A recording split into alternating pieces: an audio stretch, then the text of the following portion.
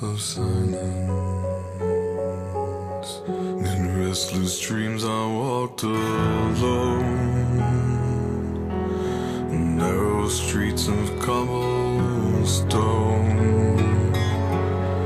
Neath the halo of a street lamp, I turned my collar to the cold and damp. When my eyes were stabbed by the flash of a neon light that split the night and touched the sound of silence.